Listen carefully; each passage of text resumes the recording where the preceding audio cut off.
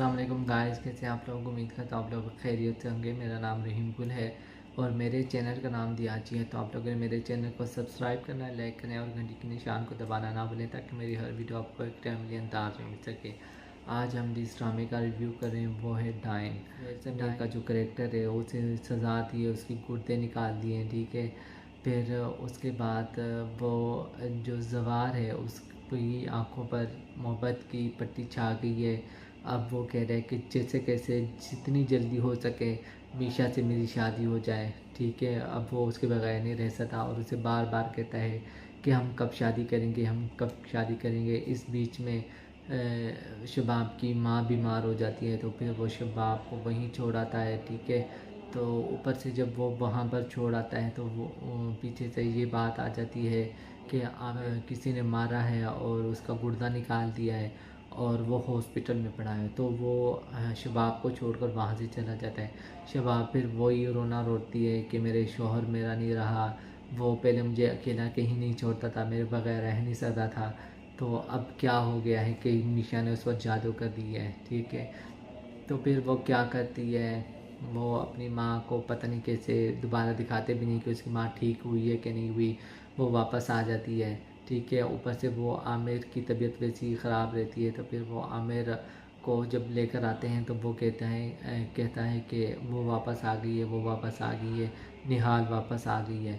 तो यानी कि कहीं ना कहीं वो इशारा कर रहा है कि ये जो मीशा है ये कौन है, निहाल है। यानी कि वो इशारे इशारे में बता रहा है, लेकिन उसकी बीवी कुछ नहीं समझना चाह रही क्योंकि उन्होंने तो ड्रामे को चलाना है, हमें दिखाना है कि निहाल ने तो बदला लेना है, क्योंकि बाकी लोग तो बेवकूफ़ हैं। मुझे ये समझ नहीं आ रहा है कि ये क्या कर रहे हैं, ठीक है। ऊपर से जो जवार सिंह का किरदार है, मुझे एक आँख नहीं बहा रहा आप जवार सिंह, ठीक है। मेरा दिल करे दो थप्पड़ लगाऊं, बहुत ही अय्याश और बेगैरत इंसान हो तुम, ठीक है। पहले तुमने अपनी बीवी के लिए शादी नहीं कर रहे थे, फिर तुमने निहाल से जैसे कैसे शादी की, उससे कह मैं तुम्हें सज़ा दूंगा, तुम्हें कोई हक नहीं दूंगा। फिर उससे बच्चा तुम्हारा हो गया, पता नहीं कैसे हो गया, अपने दिल में उसके लिए तुम्हारी मोहब्बत जाग गई, पता नहीं कैसे हो गया। फिर वो पता नहीं क्या हुआ कि तुमने उसे यानी कि इतना जलील किया और अपने बहनों के हवाले कर दिया और उसने मार दिया। अब फिर मीशा आ गई है, ठीक है। हालांकि बीच में इसके और भी अफेयर है कि वो एक अय्याश परस्त इंसान है जिस तरह उसे दिखाया गया है, ठीक है।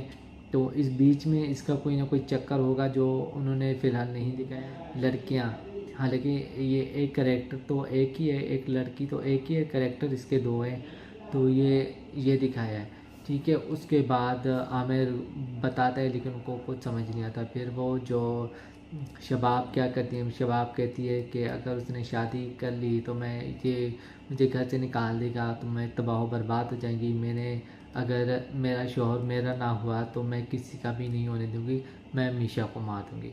फिर वो बेचारी नौकरानी को पैसे देती है और जहर देती है कि इसे जहर दे दो, मार दो।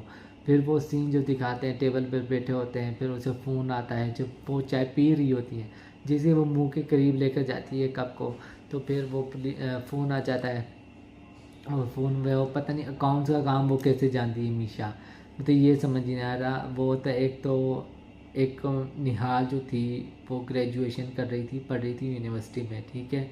उसके बाद उसका अफेयर हुआ उसके भाई से, फिर वो एक्सीडेंट हो गया, वो लड़का मर गया, फिर उसकी शादी हो गई, यानी कि किसी तरह सा भी उसका कोई एक्सपीरियंस नहीं है, ठीक है। फिर वो जब ज़िंदा होकर वापस आई, डॉक्टर वाले पापा हैं, उसने सिर्फ उसे ना एक नैनी बनाने की ट्रेनिंग दी थी। उसे कभी इधर लेकर जा रहे हैं, कभी उधर लेकर जा रहे हैं, ड्रेसिंग करवा रहे हैं, कभी क्या पहनवा रहे हैं, उसके मेकअप करवाया, यानी कि बाल उसके बनवाए।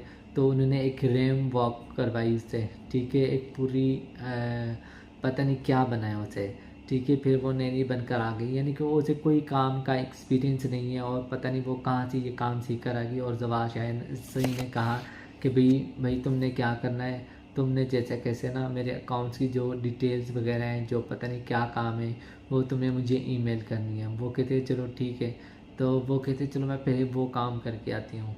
तो जैसे वो उठती हैं तो कब से पता नहीं इसका हाथ लगता है कि क्या लगता है, वो कप नीचे गिर जाता है और चाय सारी गिर जाती है और कुछ उस पर गिर जाती है और कुछ टेबल पर गिर जाती है। तो शबाब वो कहती हैं कोई काम अपनी नौकरानी को कहती है कि कोई काम इससे सीधा नहीं होता। क्या काम करना था, उसने तो जहर ही देना था। उस बेचारी ने दे भी दिया था, हालांकि बेचारी रो भी रही थी कि मैं आप मुझसे ये क्या करवा रही हैं, ठीक है। लेकिन फिर भी अब शबाब ने जो प्लान्स बनाए हुए हैं और ऊपर से जो डायन ने अपने प्लान्स बनाए हुए हैं, करना है कि उसने अपने बदले लेने हैं और उन सबको मारना है, तो वो यही कुछ ही होगा। तो आई होप कि आप लोग इस ड्रामे को एंजॉय कर रहे होंगे। फिलहाल तो मैं इसे देख रहा हूँ, ठीक है। आप लोग भी इसे देख रहे होंगे और एंजॉय कर रहे होंगे। तो आई होप कि आप लोगों को मेरा रिव्यू पसंद आया होगा।